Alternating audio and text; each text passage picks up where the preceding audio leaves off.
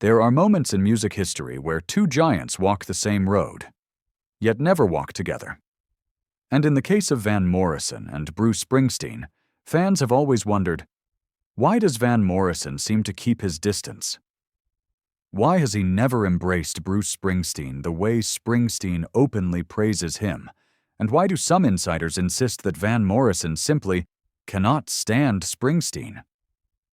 Today, on Legends Uncovered, we dive deep into the hidden tension between two of rock's most powerful voices, and the real reasons Van Morrison has spent decades avoiding the man they call the boss. 1. Van Morrison, the reluctant legend. To understand the friction, you have to understand who Van Morrison is at his core. Van isn't just a songwriter, he's a musical purist, a man who believes music is sacred, something you don't commercialize, don't package, and definitely don't turn into a stadium spectacle. He once said to a producer backstage, "I'm not here for the show, I'm here for the sound." This is a man who performs with his back to the audience when he wants to, a man who refuses to rehearse interviews, a man who hates being labeled, categorized, or compared. So when Bruce Springsteen exploded in the 1970s with fireworks, arena tours, and a performance style built on maximum energy, Van Morrison didn't see admiration. He saw showmanship overshadowing soul. 2. Bruce Springsteen's worship and Van's silence. Here's where the story gets even more interesting. Bruce Springsteen has always named Van Morrison as one of his greatest inspirations. In interviews, Springsteen has said things like, "Van's records taught me how to sing with honesty. Astral Weeks changed my life." He studied Van's vocal phrasing, his emotional intensity, even some of his lyrical structure. In fact, Bruce has covered Van's songs more than once in concert. But what did Van Morrison say in return? Nothing? No compliments?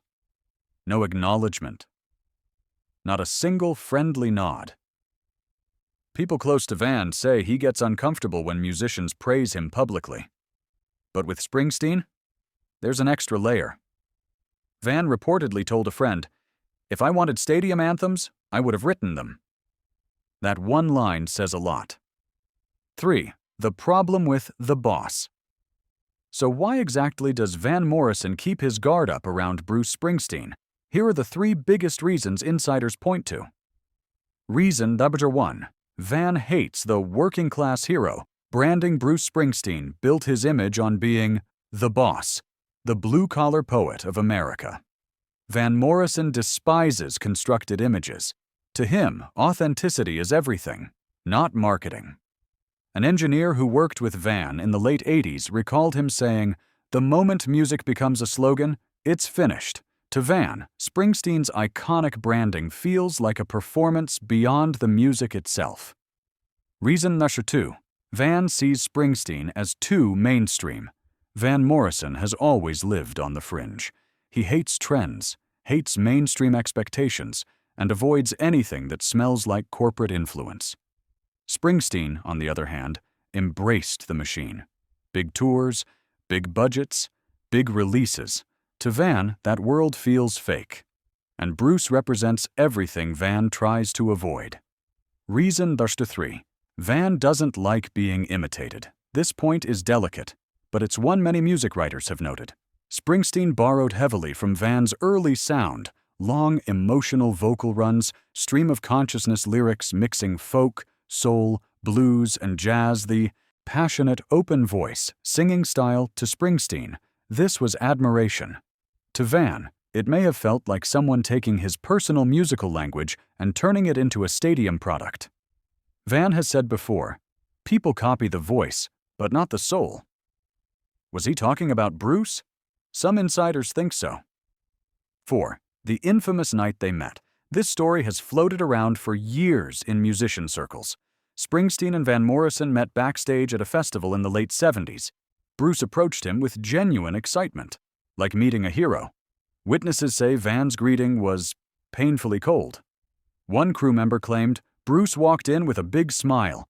Van looked at him like he was a stranger interrupting his dinner. Another recalled Van saying, "Nice to meet you, I have to get ready." And he walked away. No conversation, no warmth. Nothing. Springsteen reportedly shrugged it off, but the awkwardness became legendary. 5. Two opposite souls. The truth is simple. Bruce Springsteen is an open book. Van Morrison is a locked vault. Bruce thrives on connection. Van thrives on isolation. Bruce seeks the crowd. Van seeks the sound.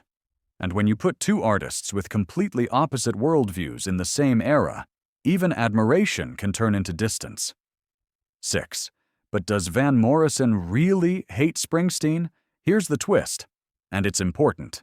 Van Morrison has never once said, "I hate Bruce Springsteen." He probably doesn't. But Van's silence, his avoidance, his lack of enthusiasm, his refusal to collaborate, his cold reaction during their meeting, all of that created the legend that Van simply can't stand him. And honestly, it's not hatred. It's temperament. It's ego. It's artistic philosophy. It's two worlds that don't mix. Van Morrison lives in the shadows of his music. Bruce Springsteen lives under the spotlight of his audience. Both are brilliant. Both are iconic. Both changed music forever. But together, they are oil and water. 7. Final thoughts. Van Morrison's relationship with Bruce Springsteen is one of the strangest in rock history. One openly admires the other. The other pretends not to notice, not out of hate, but out of strict artistic principles. Van Morrison isn't angry. He isn't jealous. He isn't resentful. He's simply uninterested in the world Bruce Springsteen represents, and that, more than anything, is why the distance remains.